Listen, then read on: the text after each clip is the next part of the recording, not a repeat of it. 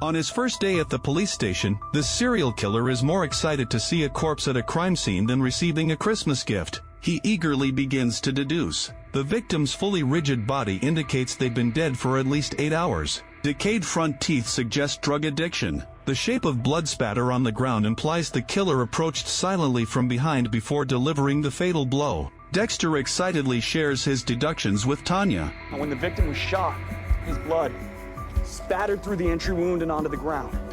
Except where it hit the killer. You see the void? Where there's no blood, that's where the killer was standing.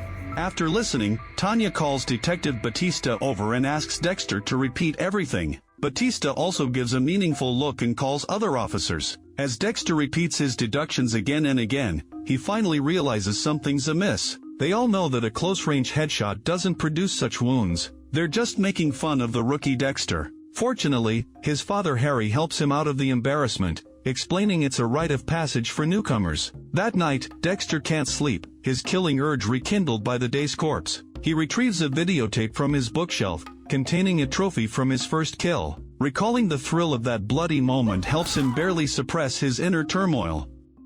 Harry advises Dexter to integrate into the life of police department and make friends. At lunch, Dexter joins his colleagues. He's happy to receive his forensic ID. Hearing Bobby complain about high cholesterol, Dexter attempts a joke.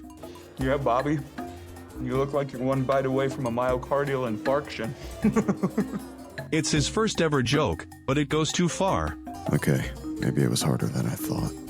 The next day, Dexter brings a large plate of vegetables to the station, hoping to help Bobby control his cholesterol and build a rapport. I sleep like a vegetable. Everyone refuses his vegetables, as busy officers need more carbs. Harry sighs, realizing his son's high IQ doesn't translate to social skills. He asks Batista to teach Dexter how to interact with people. Tanya assigns Dexter his first task, researching drug-related files from recent years in the archives. He's thrilled to discover Miami's murder solve rate is below 18%. I was a kid in a candy store.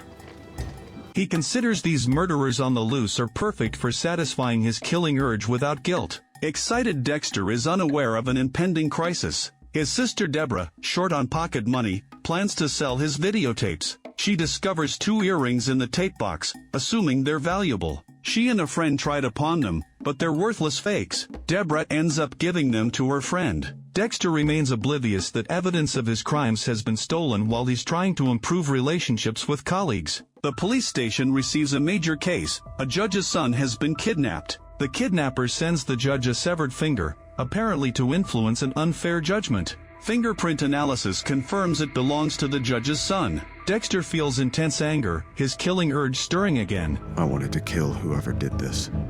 However, with all officers focused on this case, it's unwise to hunt down and kill the kidnapper now. That evening, Batista takes Dexter to a bar, believing drinking and dancing are the best ways to learn social skills. A photo on the wall catches Dexter's attention. He thinks he's seen this man before. Batista explains it's Rene, a former waiter here. In 1980, he and his mother came from Cuba to work. A scoundrel named Ferrer tricked him into taking a high-interest loan. Unable to repay, Ferrer threatened Rene with a gun, accidentally killing his mother. Rene eventually committed suicide at his mother's grave. Dexter recalls seeing this case in the archives. Due to insufficient evidence, Ferrer remains free. Dexter gets excited again, having found a new target. Killing this old criminal likely won't attract much attention. Dexter can't wait to experience the thrill of killing and blood spatter again.